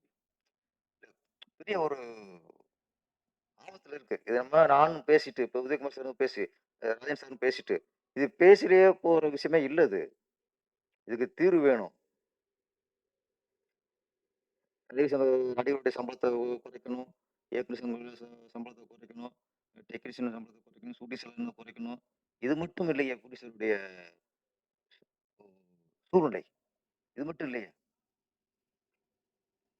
நாங்க எல்லாம் குறைச்சிக்கிறோம், எல்லாம் பண்ணிக்கிறோம், செலவை குறைப்போம், எல்லாம் ஒத்துழைக்கணும். நாங்க ஒத்துழைக்கணும். ஓகே, ஒத்துட்டதை எல்லாம் ஒத்துட்டாங்க எல்லாருமே. இதெல்லாம் பிரச்சனை. இப்போ ஷூட்டிங் செலவு குறைக்கிறது பிரச்சனை இல்லை, ரிலீஸ் பண்றதுதான் பிரச்சனை. அதுதான் போராட்டம். இன்னைக்கு படம் பண்றது ஈஸி, படம் இருந்தா படம் பண்ணிடலாம். ரிலீஸ் பண்றதா இன்னைக்கு முடியல. தேட்டர் எங்க இருக்கு? யார் கையில இருக்கு? யார் ஆக்கிரமிச்சிருக்கா? ஏன் கிடைக்க மாட்டேங்குது? இல்ல கிடைச்சாலும் கிடைச்சாலும் கூட்டம் ஏன் வர மாட்டேங்குது? அதான் இப்ப எனக்கு அந்த கேள்வி. மக்கள் ஏன் வர மாட்டேங்கிறாங்க? ஒண்ணு, நம்ம நிறைய படங்கள் தரம் இல்லாம இது இல்லாம எடுத்து கொடுத்து அதை பார்த்து பயந்துட்டாங்களா? அதுவும் ஒண்ணு இருக்குல்ல. 4 சின்ன படம் பார்த்து என்னடா போட்டு வச்சு கொண்டுட்டாங்களே அப்படின்னு சொல்லி அடுத்து வந்து சின்ன படம் வரும்போது மக்களை பொறுத்த வரைக்கும் ஒண்ணே ஒண்ணுதான் சார். இன்னைக்கு டிக்கெட் வேலை சொல்றோம், அதெல்லாம் இல்லை. படத்துக்காக அவங்க ஒதுக்குற நேரம், இன்னைக்கு நேரம்ங்கிறது மிகப்பெரிய விஷயம். ஒரு படம் 3 ஹவர்ஸ் அங்கே தேட்டருக்குள்ள, அதுக்கு முன்னாடி 1 ஹவர் 5 ஹவர்ஸ் 6 ஹவர்ஸ் நான் ஒரு படத்துக்கு ஒதுக்கணும். படம் தேட்டருக்கு போகிறதா அப்போ நான் வந்து இன்னைக்கு 6 மணி நேரம் ஒரு படத்துக்காக காலத்தை ஒதுக்குறேன்னா அந்த படம் அதுக்கான ஒர்த்தா இருக்கணும். அதுதான் முக்கியம். அந்த ஒர்த்து இல்லைங்கிற பட்சத்தில் உள்ள வர மாட்டேங்கிறான். அப்போ நிறைய விசாரிக்கிறாங்க, விசாரிச்சு அதுக்கப்புறம் உள்ள வரணும். அதாவது பெரிய ஸ்டாருங்கிறது எங்கே தப்பிக்கிறாங்கன்னா அது ஒரு போதையா போச்சு. நான் ஒரு பெரிய ஸ்டார் படத்தை ஃபர்ஸ்ட் நாளே ஃபர்ஸ்ட் ஷோ பார்த்துட்டேங்கிறது அது ஒரு ஃபேண்டசி, அது ஒரு போதை. அப்ப அதுல தான் தப்பிக்கிறாங்க. பெரிய படம் தப்பிக்கிறது எங்கன்னா இந்த போதையில தப்பிச்சுறாங்க. ஃபர்ஸ்ட் நாள் ஃபர்ஸ்ட் ஷோ போய் பூஞ்சுறாங்க, 2 3 நாள் பார்த்துறாங்க. அது படம் நல்லா இருக்கு நல்லா இல்லைங்கிற அதுக்கு அந்த ஆராய்ச்சி அங்கே இல்லை. சின்ன படங்களுக்கு தான் மக்கள் வந்து இது நல்ல படமா பார்க்கலாமா, இதுக்கு டிக்கெட் கொடுத்து போய் பார்க்கறது ஒருத்தா, இதுக்கு 6 மணி நேரம் நம்ம ஸ்பெண்ட் பண்றது ஒருத்தாங்கிறத எங்கே பண்றாங்க? சின்ன படத்துக்கு மட்டும்தான் இந்த ஆராய்ச்சி. பெரிய படங்களுக்கு போய் விழுந்துறாங்க. அப்ப சின்ன படத்தை காப்பாத்துறது தான் இன்னைக்கு நம்மளுடைய வேலையா இருக்கணும். மக்களை வரவழைக்கிறதுக்கு என்ன வழி? டிக்கெட் விலையா அதுக்கும் சில தேட்டர் ஒதுக்கணும். 70 பாப்கார்ன்லாம் இன்னைக்கு 150 ரூபா 200 ரூபா வைக்கிறாங்க. தேட்டருக்கு குழந்தைய கூப்பிட போறது, படம் பார்க்கறத டிக்கெட் விலையை விட பேரண்ட்ஸ் வந்து குழந்தைகளோட தேட்டருக்கு போறது பயப்படுறாங்க. இப்போ உள்ள போயிட்டா இன்டர்வல்ல குழந்தைகளுக்கு ஏதாவது வாங்கி கொடுத்து ஆகணும். பெரியவங்களுக்கு தான் படம் நல்லா இருக்கா நல்லா இல்லையா, நல்லா இருந்தா திருப்தி, இல்லைன்னா திருப்தி இல்லை. குழந்தைகளுக்கு அப்படியே இல்லை. தேட்டருக்கு போனா ஏதாவது வாங்கி சாப்பிடணும். நீங்க வாங்கி கொடுக்காம வந்தா எவ்வளவு காரியமா இருக்கட்டும், அதுகளுக்கு டல்லு தான். அப்ப அதுக்கு வாங்கி கொடுக்கும்போது அதுக்கான பாப்கார்னா இருக்கும், கூல்ட்ரிங்ஸா இருக்கட்டும், பப்ஸா இருக்கட்டும், அது விலை என்ன இன்னைக்கு? வியாபாரம் வேற, கொள்ளடிக்கிறது. 30 ரூபா பொருள் 40 ரூபா 50 ரூபாய்க்கு விற்கிறது வியாபாரம். 30 ரூபா பொருள் 300 ரூபாய்க்கு விற்கிறது கொள்ளை, பகல் கொள்ளை. அப்ப இந்த கொள்ளையை தடுக்கிறது அரசாங்கத்தோட கடமை. 30 ரூபா பொருள் வந்து நீ தியேட்டருக்குள்ள போனா 300 ரூபா கொடுத்தனா நீ மக்கள் கொள்ளடிக்கிற. மக்கள் யார் நம்பியிருக்காங்க? மக்களை போய் அவங்க கேண்டீன்ல போய் அடிக்க முடியும்? இதுக்கு பொறுப்பு அரசாங்கம். ஒரு காலத்துல ஏர்போர்ட்ல தான் டீ 100 150 ரூபா. ஏர்போர்ட்ல தான் ஒரு பப்ஸ் பார்த்தா 50 60 ரூபா 100 ரூபா. இன்னைக்கு ஏர்போர்ட்டை விட தேட்டர்ல தான் இந்த கேண்டீன் உள்ள பொருள் ரேட்ல ஜாஸ்தி. அப்ப கேண்டீன் நடத்துறவங்க அவங்க இஷ்டத்துக்கு விலை ஏத்திக்கலாம்னா அதுக்கு எதுக்கு அரசாங்கம் கண்ட்ரோல் பண்ணுங்கள. இதையும் கண்காணிக்கணும். ஒரு டிக்கெட்டை நாங்க பிளாக்ல வித்தா 150 டிக்கெட்டை 200 ரூபாய்க்கோ 250 ரூபாய்க்கோ வித்தா அது பிளாக் டிக்கெட் சட்டப்படி குற்றம். அப்போ 100 30 பாப்கார்னை நீங்க 150 ரூபாய்க்கு வித்தா சட்டப்படி கரெக்டா? தப்பு தானே? அப்போ ஒரு பொருளுக்கு என்ன நிர்ணயம்? அதுக்கு நீ வெளியில் ரோட்டுகளில் போட்டா ஒரு 10 ரூபா லாபம் வை. ஒரு கொஞ்சம் ஏசி ரூம்ல வச்சா 20 ரூபா லாபம் வை. தேட்டரா மாலா ஒரு 30% வை. 20% 30. அதான் 30 300 எங்க இருக்கு? இதனால பயம் ஃபர்ஸ்ட் இதெல்லாம் ஆராயணும் நம்ம. இதெல்லாம் ஆராய்ச்சி பண்ணி சும்மா சும்மா தேட்டருக்கு வர மாட்டேங்கிறானா போட்டு கொண்டுக்கிறோம் அவனை போட்டு எதை எடுத்தாலும் வந்தது கொள்ளை அடிக்கிறோம். கார் பார்க்கிங் கொள்ளை, கேண்டீன்ல ஏதாவது கொள்ளை. இன்னைக்கு இவங்கள பேசும்போது அப்ப சந்தோஷமா பேசிக்கிறோம்ல. சின்ன ப்ரொடியூசர் ஏன் இன்னைக்கு வந்து ஒரு படத்தை ரிலீஸ் பண்ணிட்டு இன்னைக்கு வந்து அர்த்தத்தோட பேசுறாருன்னா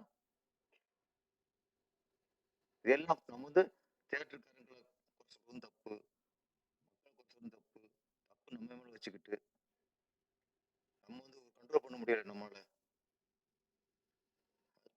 அதை ஆராய்ச்சி மக்களை உள்ள கொண்டு வரதுக்கான ஆராய்ச்சியை பண்ணணும். நாங்கள் எதாவது கேள்விப்பட்டதான் பிடிச்சி வந்து நீங்கள் 50 டிக்கெட் 5 நாளைக்குள்ள அனுப்புங்கன்னா எப்படி அனுப்புவோம்? இதெல்லாம் ரொம்ப வேதனை கேட்கும்போது. நம்ம கண்ணீரா வந்து மலேசியா இந்த படத்தை அவர் எடுத்து இங்கே கொண்டு வந்திருக்கிறாரு. ரிலீஸ் ஆகும், ரிலீஸ் ஆகி என்னுடைய லாபம் அடைஞ்சிடும். அதுக்கான உத்திரா ப்ரொடக்ஷன் வந்து அதில் வாங்கியிருக்கு. அவங்க வந்து அனுபவம் இருக்காங்க, அனுபவம் இருக்காங்க சார். சில பேர் அனுபவம் உள்ளவங்க வாங்கி பண்ணும்போது அவங்களுக்கு தெரியும் எங்கே தேட்டர் பிடிக்கிறது, யாருக்கு மூலியமாக தேட்டர் பிடிக்கிறது தெரியும். சிலருக்கு எதுவுமே தெரியாம மாட்டிக்கிறாங்க. கொஞ்சம் சினிமாவை காப்பாற்றணும்னா மக்கள் உள்ள வர்றதுக்கான நம்ம முயற்சியை அதுக்கான தலைப்புகள் அதுக்காக யோசிக்கணும், அதுக்காக சிந்திக்கணும் என்ன பண்ணலான்ட்டு. அரசாங்கத்துக்கும் பொறுப்பு இருக்கு, அரசாங்கத்துக்கும் பொறுப்பு இருக்கு. டிக்கெட் ரேட்டும் சரி, அது எதா இருந்தாலும் அதை கண்ட்ரோல் பண்ற பொறுப்பு அரசாங்கம். சரியா இதெல்லாம் கொஞ்சம் கண்ட்ரோல் பண்ணா தான் மக்களும் கொஞ்சம் உள்ள வருவாங்க. நீரா வெற்றி அடைந்து நீரா 2வது பார்ட்டு சீக்கிரம் முடிச்சிருங்க. ஆமா, நல்ல ஒரு இதை விட்டு கொடுக்குறது சொன்னீங்க. அதுதான் விட்டு கொடுத்தா தான் எல்லாமே இருக்கும். மனைவிக்காக எதையும் விட்டு கொடுக்கலாம், மனைவி விட்டு கொடுக்கலாம்பாங்க. அது மாதிரி கணவனுக்காக எதையும் விட்டு கொடுக்கலாம், கணவனை விட்டு கொடுக்கக்கூடாது. மாதிரி இந்த உங்க லைஃப்ல நல்ல ஒரு மனைவி அமைஞ்சிருக்காங்க. கதையை கொடுத்துருக்காங்க. ஃபர்ஸ்ட் எதை வேணா கொடுக்கலாம், கதை கொடுக்க மாட்டாங்க, கதை கொடுக்க மாட்டாங்க, கதையே கொடுத்துருக்காங்க. ரொம்ப சந்தோஷம். என்ன இது தொடர்ந்து கௌசல்யா மேடம் வந்து கண்ணீரா 1 கண்ணீர் 2 அது ஒரு வேற டைட்டில் 2 முடிச்சுங்க. 3 இங்கே கொஞ்சம் தாங்க மாட்டேங்குது. இப்போ 2 தாங்க மாட்டேங்குது. இப்போ நிறைய தொடர்ந்து படம் பண்ணணும். தொடர்ந்து ரிலீஸ் பண்ணுங்க. அந்த படம் மிகப்பெரிய வெற்றியுடைய வாழ்த்துக்கள். நன்றி, வணக்கம்.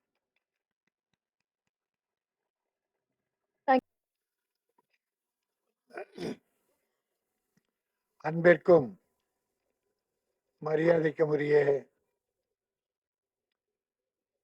கண்ணீரா படத்தை வாழ்த்து வந்திருக்கிற அருமை பெரியோர்களே, தாய்மார்களே,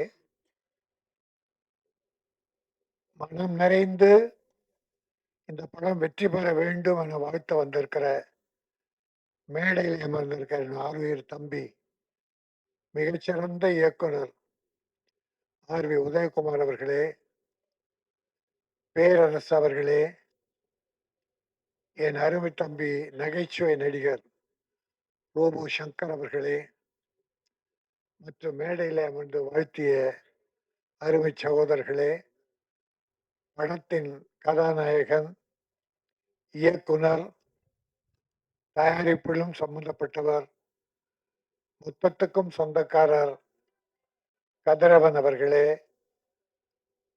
அவரை படம் எடுக்க தூண்டி குழந்தை எனும் கரு உருவாக்குவதை விட இந்த கதை எனும் கருவை உருவாக்கி அதை தன் கணவனே இயக்க வேண்டும், அவரே கதாநாயகன் நடிக்க வேண்டும் என்று அனுமதித்த அருமை சகோதரி கௌசல்யா அவர்களே, கௌசல்யான்னு சொல்லும்போது கதை வசனம் மட்டும் எழுதியில்ல, கோ டைரக்டரா கூட ஒர்க் பண்ணியிருக்காங்க. அண்ட் கவிதை பாடல்கள் எழுதியிருக்காங்க. ஆக இவர் டைரக்டர், ஹீரோ, ப்ரொடியூசர், இது இருவரும் இறைவனால் தந்த குடும்பம் ஒரு பல்கலைக்கழகம் என்பதை போல இது ஒரு கலைக்கழகம், திரைக்கலைக்கழகம். கணவன மனைவி ஒத்து இப்படி படம் பண்ணியிருப்பது உலக அதிசயம். முதல்ல டைரக்ட் பண்ணவே முன்னாலாம் அனுமதிக்க மாட்டாங்க, சினிமாவுக்கே ஒத்துக்க மாட்டாங்க. அந்த காலத்துல பெண்கள் சினிமானா அவ்வளவு பயம், ஆண்கள் கெட்டுடுவாங்க, சினிமா கெட்டது, சினிமாவை யாரும் பார்க்கக்கூடாதுன்னு நம்ம பெரியவங்க தடுத்த காலம் உண்டு. பிறகு நடிக்க அனுபவித்தார்கள், இயக்குவதற்கு அனுபவிப்பாங்க. ஏன்னா முதலாளிக்கு அடுத்த ஸ்தானம் இயக்கம், சிறப்பு வாய்ந்தது. பிறகு அதுக்கப்புறம் தான் நடிக்க அனுபவித்தார்கள். அதுவும் ஹீரோ நடிக்கணும்னா அடுத்த பெண்களோட தொட்டு தடவி பாடல், ஆடல், பாடல், காதல் என்பதெல்லாம் இருக்கிற எந்த மனைவியும் போலியாக செய்தால் கூட நடிப்புக்காக ஒத்துக்க மாட்டாங்க. அந்த கௌசல்யா அனுமதிச்சிருக்காங்க, நீங்க ஃப்ரீ ஆக்ட் பண்ணுங்க. இதே 2 பார்ட் எடுத்திருக்காங்க. அத்தனை திறமை வாய்ந்த அந்த பெண்மணி இருப்பதாலே கதிரவன் நிச்சயம் வாழ்க்கையில் வெற்றி பெறுவார். ஒரு ஆணுக்கு பின்னாலே, வெற்றிக்கு பின்னாலே பெண் இருக்கிறாள் என்று சொல்வதை போல இங்கே கதிரவனுக்கு பின்னால் அவர் மனைவி கௌசல்யா இருக்கிறார். உங்கள் குடும்பம் வாழ்க, உங்கள் கலை பயணம் வெல்க. அதுவும் தமிழ்நாட்டை நம்பி ஒரு தமிழ் படம் பண்ணிருக்கீங்க இல்லையா? மலேசியாவில இருந்து படம் பண்ணி தமிழ்நாட்டில் ஆடியோ ஃபங்க்ஷன், படம் ரிலீஸ். ஏற்கனவே மலேசியாவில் படம் நடிச்சு ரிலீஸ் பண்ணியிருக்கார். அது தமிழ்நாட்டை, அது மட்டும் இல்ல, 2 பேருமே பேசும்போது அருமையான தமிழ பேசுறாங்க. நீ இங்க பார்த்தீங்கன்னா தமிழ்ல இங்கிலீஷ் கலக்காம பேசுறதே இல்லை. போன வருஷம் மட்டும் இங்கிலீஷ் டைட்டில் வந்த படங்கள் எத்தனை இருக்கும் யோசிச்சு பாருங்க. டைட்டில் இங்கிலீஷ், பெரும்பாலும் அது ஒரு நாகரிகமா இப்போ தமிழ்நாட்டில் வந்துருச்சு. ஆங்கில டைட்டில். எந்த படத்துக்கு பேர் கண் நீரா, கண்ணில் நீரா இல்ல பெண்ணின் கண்ணினுடைய நீரா, சோகத்தால் காதல் ஃபெயிலியரான நீர் கண்ணீர் வடித்தாளா என்பது கதையில பார்த்தா தெரியும். கண் நீரா. ஆனால் சொன்னார்கள் ஹீரோயினி பெயர் நீரா, அவள் வெடிக்கும் காதல் கண்ணீரா என்று தெரியாது, பார்த்தால் தெரியும். ஆனால் தமிழகத்தில் பெண்கள் சமீப காலமாக, தொடர்ந்தே ஒரு 10-15 ஆண்டுகளாக பெண்கள் கண்ணீர் அல்ல செந்நீர் வழித்துக் கொண்டிருக்கிறார்கள். அதை கேள்விப்பட்ட நாங்கள் எல்லாம் இரத்த கண்ணீர் பெற்றவர்கள் இரத்த கண்ணீர் வடித்துக் கொண்டிருக்கிறோம். எங்கள் கண்ணில் இப்பொழுது கண்ணீர் வருவதில்லை, செந்நீர் ரத்தம் வடித்து கொண்டிருக்கிறது. இப்பொழுது கூட ஒரு பல்கலைக்கழகத்திலே ஒரு பெண் பாலியல் பலாத்காரம், அது இன்றைக்கு பெரும் பிரச்சனையாக ஓடிக்கொண்டிருக்கிறது. தொடர்ந்து இப்பொழுது மட்டும் இல்ல, எந்த ஆட்சி வந்தாலும் இந்தியாவிலே இது அதிகரித்து விட்டது. இந்த ஆட்சி கோளாறா, காவல்துறை கோளாறா, மக்கள் கோளாறா என்றால் மக்கள் தனி மனித ஒழுக்கம் கெட்டுவிட்டது. காவல்துறையிலே கருப்பு ஆடுகள் நுழைந்து விட்டது. பல ஆட்சியிலே அமல்களும் நடைபெறுகிறது. அதனால்தான் இப்படிப்பட்ட என் அருமை குழந்தைகள், பெண் குழந்தைகள் பாதிக்கப்படுகிறார்கள். பாலியல் பலாத்காரம் இங்கே வில்லிவாக்கத்திலே ஒரு 5-6 ஆண்டுகளுக்கு முன்னாலே மாற்றுத்திறனாளி பெண், அந்த குழந்தை 7-8 பேர். எவ்வளவு கேவலம், எவ்வளவு கேவலம். மனிதா வாழ்கிறான் இங்கே. எல்லோரும் இல்ல.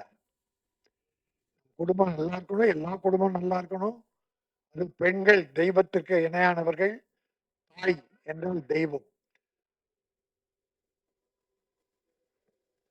அப்படிப்பட்ட பெண் இனத்தை குழந்தைகளை 8 வயசு 10 வயசு குழந்தைகளை கல்லூரி பெண்கள் ஒரு நாய் கஞ்சா அடித்து விட்டு புறம்போக்கு நாய்கள் இளைஞர்கள் என்ற பெயர்ல கல்லூரி பெண்கள் பின்னாலே அலைவது உள்நிலை காதல். அந்த பெண்ணுக்கு தெரியவே தெரியாது. அவ பார்த்தது கூட இல்ல. எவனா உள்நிலை காதல் வச்சுக்கிட்டு ஒரு நாள் திடீர்னு காதல்னோ இல்லைன்னா கத்தியால குத்திடுறான், தினம் வித்துடுறான். அநியாயம் நடக்கிறது. யாரும் சிலர்தான், எல்லோரும் அல்ல. இதற்காக நாட்டில் சட்டம் ஒழுங்கு கட்டுவிட்டது என்பதெல்லாம் போலி. இது தனிமனித ஒழுக்கத்தை சார்ந்தது. சட்டம் ஒழுங்கு கட்டுவிட்டது என்றால் ஒரு மாவட்டம் தோறும் பெரிய கலவரங்கள் நடந்து பெரிய இழப்புகள் வரும்போது சட்டம் ஒழுங்கு கட்டுவிடும். ஆனால் இது கூட நடக்கக்கூடாது. இதை அனுமதிக்க கூடாது. அரசாங்கம் இதில் மிக விழிப்போடு இருக்க வேண்டும். இருக்கிறார்கள், சில நேரம் தெரியாமல் நம்ம சொல்லிட்டா பண்றோம் அதெல்லாம். இந்த பல்கலைக்கழகத்திலே பெரிய வளாகம், இந்தியாவில் புகழ்பெற்றது. பல்லாயிரக்கணக்கான மாணவர்கள் படிக்கிறார்கள். யாரோ காதலிக்கிற போதே எவனோ ஒருவன் அவன் 26 குற்றங்கள் புரிந்திருக்கிறான். வழக்கு இருக்கிறது. அந்த சொறி நாயை வெறி நாயை அந்த பல்கலைக்கழகத்துக்குள்ளே போய் கொண்டு வந்திருக்கிறது. இதையெல்லாம் தடுத்து நிறுத்த வேண்டும். மகாத்மா காந்தி சொன்னதை போல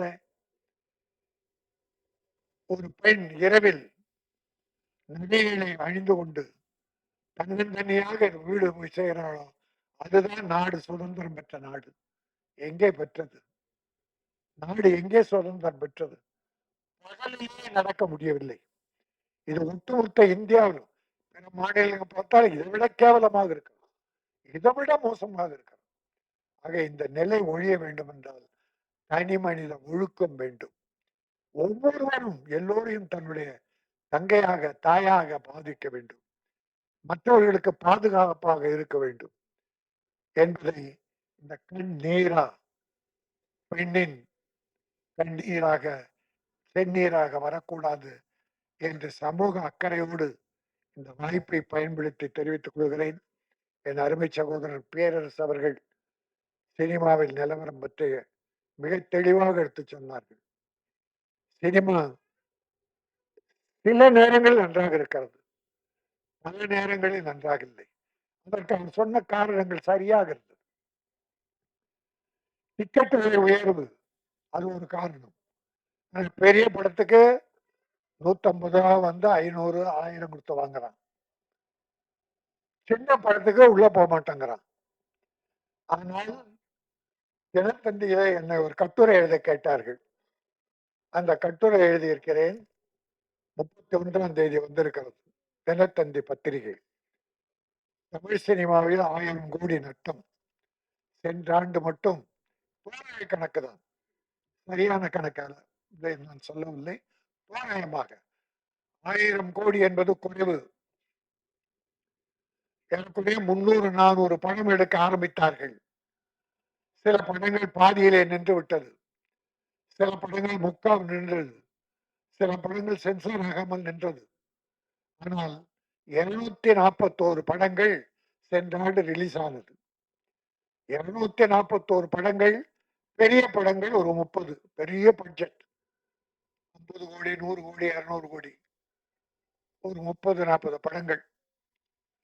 மீடியம் பட்ஜெட் ஒரு 100 150 படங்கள், 100 ஒரு 50 60. சினிமா தொழில் படங்கள் தான் ஒரு 150க்கு மேலே. எங்கெங்கயோ பரட்டி கடன் வாங்கி உடன் வாங்கி இப்படி தம்பி மலேசியாவில இருந்து அக்கறையோடு இந்த படத்தை போல பல பேர் எடுக்கிறாங்க. படம் எடுக்க முடியுது, ஆனா ரிலீஸ் பண்ண முடியல. அதற்கு காரணம் வியாபாரம் இல்லை, பைனான்ஸ் கொடுக்க ஆள் இல்லை.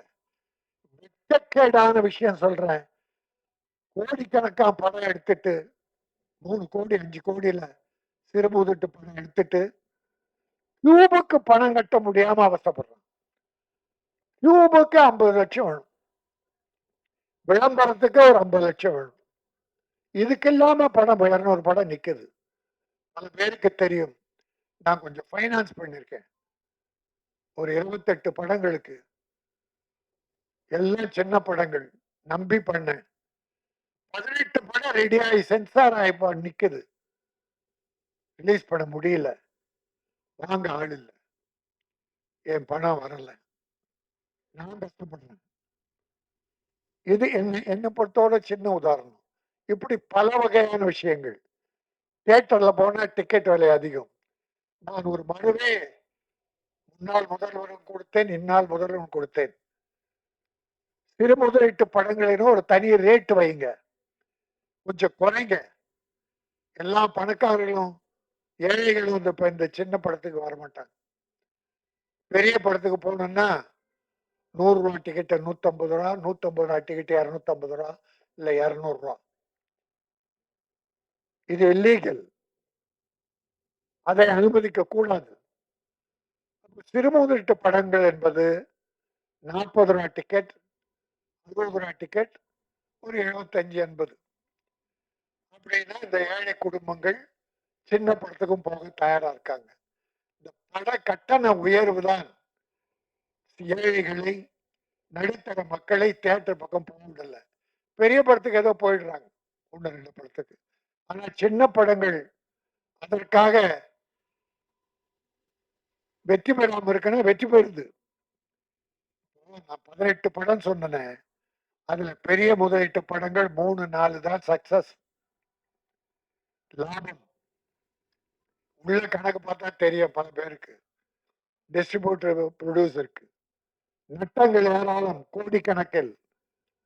ஆனா சின்ன படங்கள் வாழை, ஸ்டார், ரப்பர் பந்து, அந்த இடம், இது பேர்லாம் எழுதியிருக்கேன், பேர்லாம் எழுதியிருக்கேன். ஒரு 7 8 படங்கள் சின்ன படங்கள் பெரிய வெற்றி. பெரிய முதலீட்டு படங்கள் செய்யாத ஒரு சாதனையை சிறு முதலீட்டு படங்கள் வெற்றி பெற்றிருக்கிறது. மக்கள் பார்த்தார்கள். அது எப்படி வர்றாங்க? ஒரு முதல் ஷோவுக்கு ஒரு 50 பேர் போறாங்கன்னு வச்சுங்க. படம் பார்த்துட்டு வெளியே வந்து செல்போன் எடுத்து, மச்சான் இந்த படம் பார்த்தேன், பிரம்மாண்டம்டா, சூப்பர்டா, பார்க்கலாண்டான்னு சொல்லிட்டான்னா அந்த படம் ஏறிடும், கலெக்ஷன் ஏறிடும். படம் பார்த்து பெரிய பட்ஜெட் படமா இருந்தாலும் படம் பார்க்கும் போதே, மச்சான் டப்பா உள்ள வந்து போற அப்படின்னு சொன்னா போச்சு, அது எந்த படமா இருந்தாலும். ஆகவே வாய் விளம்பரம், மவுத் பப்ளிசிட்டி அதிலே தான் இருக்கிறது. அதற்கு உங்களுடைய பத்திரிகையாளர்கள், ஊடகங்கள் பேருதவி புரிகிறது. அது கூட 3 நாளைக்கு விமர்சனம் எழுதக்கூடாது, படம் பார்க்க கூடாதுன்னா, நீ 3 நாளுக்குள்ள விமர்சனம் எழுதலாம், 3வது நாள் படம் போயிடுத, இப்ப யாரு பார்க்கறது?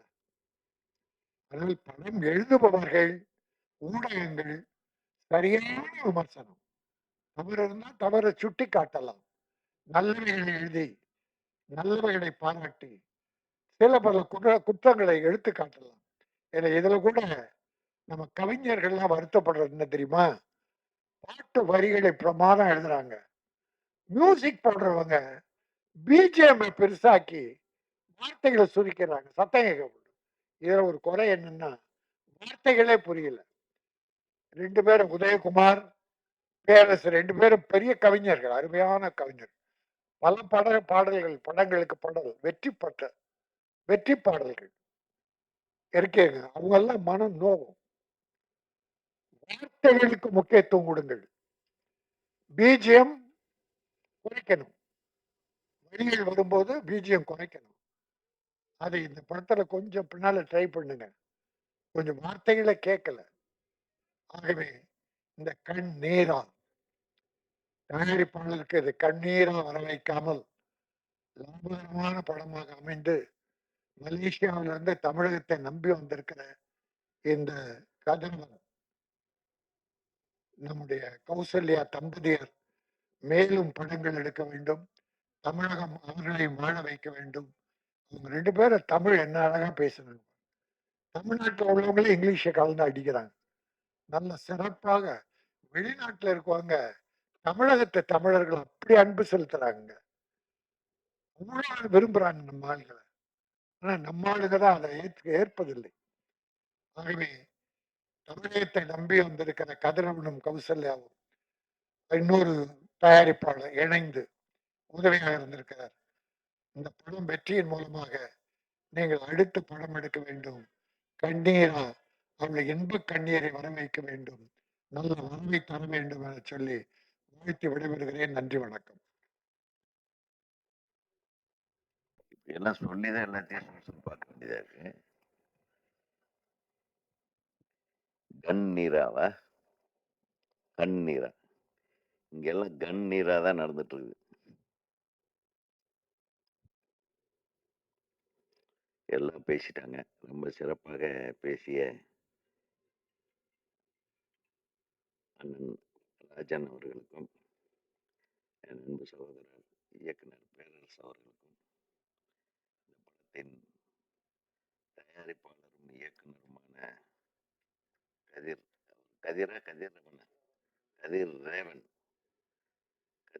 இல்ல கதிர் ரேவன் அப்படியா? ஏதோ ஜோசியம் பார்த்து வச்சிங்களோ? சரி, கதிர் ரேவன் அவர்களுக்கும் அவருடைய துணைவியார் கௌசல்யா அவர்களுக்கும் ரொம்ப சிறப்பாக பேசுனீங்கம்மா. ரொம்ப சந்தோஷம். மற்றும் தம்பி இயக்குனர் அவர்களுக்கும்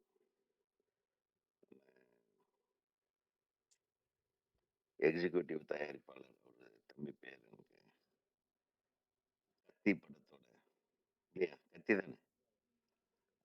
நல்லா பேசுனீங்க. ரொம்ப சுருக்கமாக பேசுனீங்க. அண்ணன் தயாரிப்பாளர் நல்லா பேசினாங்க.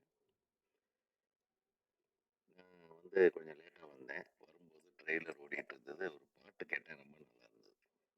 மிக சிறப்பாக இருந்தது அந்த பாட்டும். அதில் நடித்திருந்த கதாநாயகன், அது இன்னொரு கதாநாயகன், 2 கதாநாயகிகள். அதில் எந்த கதாநாயகன் விட்டு கொடுத்தா, எந்த கதாநாயகன் விட்டு கொடுத்தும் கெட்டு போகலை. எந்த கதாநாயகன் விட்டு கொடுக்காம இருந்தான் அப்படின்றது இந்த கதையில பார்த்தா தான் தெரியும். படம் பார்த்தா தான் தெரியும். சிறப்பாக இருந்தது. மேக்கிங் ஸ்டைல் நல்லா இருந்தது. First of all I congratulate you. எதுக்குன்னா, எனக்கு யாருமே தெரியாது. இவர் ஏதோ நம்ம தமிழ்நாட்டுக்காரர் தான் படம் எடுத்திருக்கிறாருன்னு தான் நினைச்சேன். மலேசியாவில் இந்த அளவுக்கு ஒரு திறமையான ஒரு இயக்கத்தை நான் முதலாக பார்க்கிறேன். மலேசியா திரைப்படம் இது கை தட்டலாம். எல்லாம் தூங்கி வெளியேறீங்க. என்னப்பா தூங்குறாரு எந்திரி, நீதான் கொஞ்சம் நேரம் உட்காரு, நான் பேசுறேன்ல. அப்புறம் என்னுடைய அருமை தம்பி முன்னாள் ரோபோ சங்கரை இந்நாள் பீப்பாய் சங்கராக மாறிவிட்ட என் அன்பு தம்பி அவர்கள். என்ன தம்பி, திருப்பி ரோபோ சங்கராக மாற வாழ்த்துகள். அவரு சிறப்பாக அழகா சிறுசா பேசினாலும் அதில் ஒரு பெருசா ஒரு விஷயத்தை வச்சு பேசினாரு. ரொம்ப நல்லா இருந்தது. படத்துல 2 ஹீரோயினா, 2 ஹீரோயின். அந்த காதல் பிரிவாற்றாமை பாட்டு ரொம்ப நல்லா எழுதியிருந்தாங்க சகோதரி. என்ன முதல் வரி நினைவோவா கனவே, அது ரொம்ப நல்லா இருந்தது. அந்த டியூன் இஸ் பியூட்டிஃபுல். ரியலி என்னுடைய முதல் வாழ்த்து இந்த இசையமைப்பாளருக்கும் பாடலாசிரியருக்கும் சொல்றேன். ரெண்டாவது, இயக்கம் சிறப்பாக இருந்தது. பார்த்த உடனே ஒரு புதுசா ஒரு இயக்குனர்லாம் பண்ண மாதிரி தெரியல. உங்க துணைவியார்கிட்ட கேட்கும்போது அவங்க சொன்னாங்க, ஏற்கனவே அவங்க முதல் படத்துல நான் பாட்டு எழுதினேன், அந்த படம் முடியும் போது நாங்கள் கல்யாணம் பண்ணிட்டோம் அப்படின்னு. அவங்க பாட்டு எழுதியே உங்களை கரெக்ட் பண்ணியிருக்காங்க. அவங்க கவிதைக்கு அடிமை ஆயிட்டீங்க. கரெக்டா? இவர் டியூனுக்கு ஏதோ டியூனுக்கு நீங்களே டியூனு அந்த டியூனுக்கு சரி உங்க டியூனுக்கு அவங்க டியூன் ஆயிட்டாங்க. ஆக முதல் படத்தோட முடிவிலேயே இவங்க காதல் பிறந்திருக்கிறது. 2வது படத்தோட தொடங்கும்போது இதானே 2வது படம் துவங்கும்போது ஒரு நல்ல சென்டிமெண்ட் சொன்னாரு. எனக்கு வந்து அது ரொம்ப டச் பண்ணுச்சு. ரியலி. எல்லாருடைய வாழ்க்கையிலும் அந்த குழந்தை பிறப்பதற்கு சில தாமதம் என்ற ஒரு சொல் வந்து பல்வேறு பிரச்சனைகளை உருவாக்கி விட்டுரும். அந்த பிரச்சனைகளை நானும் சந்தித்தேன். அந்த பிரச்சனைகளை அடிப்படையாக வைத்து என் மனைவியார் எழுதின கதை தான் எஜமான். அதாவது உங்கள் மனைவி மாதிரி என் மனைவியும் எஜமான் என்ற ஒரு கதையும், அதைத் தொடர்ந்து பொன்னுமணி என்ற கதையும் திரைக்கதையும் அவரே எழுதியிருக்கிறார். அதுக்கு அவார்டே வாங்கிட்டாங்க. நமக்கு எதுவும் அவார்டு கிடைக்கல. அதனால நிச்சயமா இந்த படத்தின் மூலம் உங்கள் மனைவியாருக்கு துணைவியாருக்கு ஒரு அவார்டு நிச்சயம் உண்டு என்பதை நான் இங்கே தெரிவித்துக் கொள்கிறேன். ஆமா. இது என்னன்னா உங்களுடைய ஒருவரை ஒருவர் புரிந்து கொண்ட அந்த அன்பு இருக்கு பாருங்க, அதுக்கு நிச்சயமா இந்த படம் வெற்றிய ஒரு சான்றாக இருக்கும். ஏன்னா அதுதான் சான்றாக இருக்கணும்ன்றது என்னுடைய கணிப்பு. ஏன்னா இந்த படம் பார்க்கும்போது ஒரு புது இயக்குனர் எடுத்த மாதிரி இல்லை, ஒரு நிறைவான மேக்கிங் ஸ்டைல் இருந்தது. அதுக்காக தான் நான் சொல்றேன். மற்றும் முழு படமும் பார்க்காம என்னால் எந்த கருத்தையும் சொல்ல முடியாது. இருந்தாலும் வந்து இந்த கண்ணெல்லாம் நேராகவே சுமந்து கொண்டிருக்கிறது. அதான் உங்க கதை. அந்த நேரா உங்களை சுமந்தாளா என்றது எனக்கு தெரியாது. அந்த நேராவை எதற்காக விட்டு கொடுத்தீர்கள் என்றும் தெரியாது. அண்ணன் சொன்ன மாதிரி, நம்ம தம்பி சொன்ன மாதிரி, துணைவிக்காக நீங்கள் விட்டு கொடுத்தது, உங்களுக்காக உங்கள் துணைவி விட்டு கொடுத்தது, இந்த 2 இருக்கு பாருங்க. அது நிச்சயமா ஒரு சக்சஸ்ஃபுல்லான எலிமெண்டா தான் இந்த படத்துல உங்களுடைய உணர்வுகளும் இதில் கலந்திருக்கும் என்பதை என்னால் புரிந்து கொள்ள முடிகிறது. இது கொஞ்சம் டஃப்பான படமா தான் இருக்கும். நம்ம சும்மா பார்க்க முடியாது. ஏன்னா இந்த மாதிரி ஒரு டைட்டில் வச்சிருக்காங்கன்னா அதுக்குள்ள ஏதோ விஷயம் இருக்கு. பொதுவாகவே எல்லாரும் சொன்னாங்க மலேசியா, அண்ணன் சொன்னாரு மலேசியாக்காரங்கன்னா நம்ம சரியா கவனிக்க மாட்டோம். யார் சொன்னாங்க? இன்னைக்கும் என்னுடைய மலேசியா நண்பர்கள் வர்றதுக்கு ஒரு வாரத்துக்கு முன்னாடியே ஃபோன் பண்ணிடுவாங்க. நான் எல்லா ப்ரோக்ராமையும் விட்டுட்டு அவங்களை வரவேற்பேன். அவங்களுக்கு ஈக்குவலாக நம்ம கவனிப்போம். தமிழர்களோட பண்பாடு. உங்களுக்கு நல்ல நண்பர்கள் மலேசியாவில் இல்லை போட்டு ராஜன் எங்கே வந்தாலும் இப்படி தான் ஒரு பிட்டை போட்டுருது. ஏன் தமிழர்கள் தாங்க மரபு மாறாமல் என்ன இங்க இருக்கு, ஏன் இல்ல? நான் இருக்கேன், நான் அப்படித்தான் இருக்கிறேன். நீங்க அப்படி இல்லை போல இருக்கு. நீங்க அப்படி இல்லைன்னு சொல்லுங்க. அவன் தம்பி எப்போ வந்தாலும் மலேசியா சிங்கப்பூர்ல இருந்து ஆளுங்க வந்தாங்கன்னா அவங்களை கூப்பிட்டு ஷூட்டிங் கூட கேன்சல் பண்ணிட்டு கார்ல தூக்கி போட்டு அவங்க எங்கெங்கெல்லாம் ஷூட்டிங் பார்க்கணுமோ அங்கெல்லாம் கொண்டு போய் கூப்பிட்டுருப்பாங்க. கரெக்டா? பார்த்தீங்களா? கை தட்டுங்க அதுக்கு. பேரரசு மலேசியாக்காரங்கிட்ட பழக்கமே கிடையாது. வெளிநாடே போக மாட்டாரு பயந்துட்டு. விட்டுட்டு நாங்க போகும்போது ஒரு தடவை விட்டுட்டு போயிட்டோம். நானும் செல்வமணி விட்டுட்டு போயிட்டீங்க. மலேசிய தமிழர்களுக்கு இணையாக இந்த தமிழர்களும் மலேசிய தமிழர்கள் பால் அன்பும் ஆதரவும் பாசமும் காட்டுபவர்கள் தான் என்பதை நான் வந்து இங்க பதிவு செய்ய விரும்புகிறேன். அப்படித்தான் என்னுடைய நண்பர்கள். அதான் எந்த இடத்துல நீங்க இருக்கீங்கன்னு. மலேசியாவில் இப்போ பிரசன்ட் எம்பி ஒருத்தர் எனக்கு தெரியும், ஒரு சின்ன தம்பி. பேர் அவர் மந்திரி ஆயிருக்க வேண்டியது. அவர் எனக்கு தெரியும். அப்போ மந்திரியா இருக்காங்களே ஒரு லேடி, நம்ம தமிழச்சி பினாங்கில் இருந்து வந்து அமைச்சராக இருக்கிறாங்க இப்போ. அவங்க இந்த மாதிரி எல்லாமே எனக்கு நண்பர்கள் இருக்காங்க. அவங்க எப்போ வந்தாலும் அண்ணே நான் வரேன்னே, நீங்க இருக்கீங்களாம்பாங்க, வாங்கம்மா அப்படின்னு அவங்கள ரூம் போடுறதுலேருந்து கார் அரேஞ்ச் பண்ணுறதுல எல்லாமே நம்ம பண்ணிட்டு இருக்கோம்.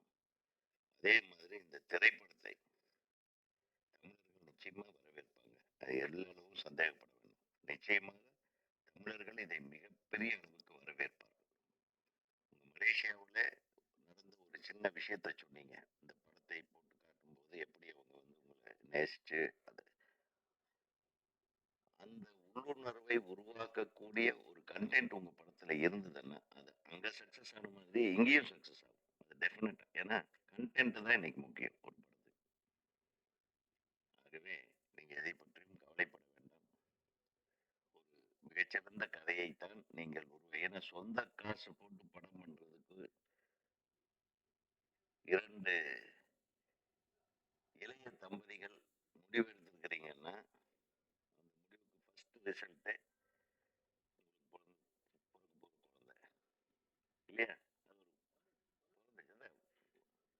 அதுக்கப்புறம் இது அடுத்தது 3வது வேலை. அதுக்கப்புறம் ஒண்ணு. அதுக்கப்புறம் ஒண்ணா அதுக்கு முன்னாடி ஒண்ணா தெரியாது. எனவே அதே மாதிரி இந்த திரைப்படத்தின் ரிசல்ட் வந்து உங்களை மிக மிக மகிழ்விக்கும் ஒரு ரிசல்ட்டா இருக்கும். ஏன்னா இங்க வந்து எல்லாம் சினிமா தியேட்டர் கிடைக்காது. அதுக்கு தான் என் தம்பி வந்து உண்மையை சொல்லி ஓடிட்டு விட்டேன். நீங்க டென்ஷன் ஆக வேண்டாம். இப்பவும் சொல்றேன், நல்ல கண்டென்ட் உள்ள படங்களுக்கு தியேட்டருக்கு ஆள் வர்றாங்க. லப்பர் பந்துக்கு வரலையா? லப்பர் பந்துக்கு வந்தாங்க. எத்தனை சின்ன படங்கள் கேள்விப்பட்டு அப்புறம் கூட்டம் கூட்டமா வர ஆரம்பிச்சாங்க. அதனால அது வந்து 2 விஷயம் இருக்கு. அரசாங்கத்துக்கு கோரிக்கை வைப்பது பல வருஷமா வச்சுக்கிட்டே தான் இருக்கிறோம். வச்சு செஞ்சுட்டே தான் இருக்காங்க. இதை மாத்துறதுக்கு யார் பண்ணணும்? நீங்க தம்பி சொன்ன மாதிரி தயாரிப்பாளர்கள் ஒரு முனைப்பா ஒற்றுமையா இருக்கணும். முதல்ல ஒற்றுமை இல்லைன்னா இந்த சினிமாவில் நம்ம எதுவுமே சாதிக்க முடியாது. இதே புரட்சி தலைவர் காலத்துல சினிமாவுக்கு ஒரு பிரச்சனைன்னா பிரச்சனை வந்ததே இல்லை. எவனாச்சும் பிரச்சனை பண்ணுன்னா சின்னவர்கிட்ட நியூஸ் போயிடும் அப்படின்னு உடனே எல்லாமே அடங்கிடுவாங்க. எந்த ஒரு தேட்டர்லயாவது பிரச்சனை வந்திருக்கா? எந்த ஒரு படமாவது ரிலீஸ் ஆகாம இருந்திருக்கா? சொல்லுங்க பார்க்கலாம். உப்பு படம் கூட ரிலீஸ் ஆகும். புரட்சி தலைவர் காலத்துல தான் சொல்றேன்.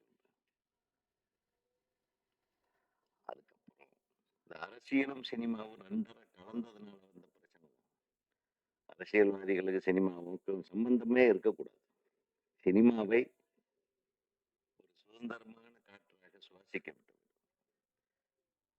அதுதான் சொல்லுவாருன்னு எதிர்பார்த்தேன். ராஜன்னு இப்ப கொஞ்சம் அதெல்லாம் கொஞ்சம் அடக்கி வச்சுக்கிறாரு. ஏன்னா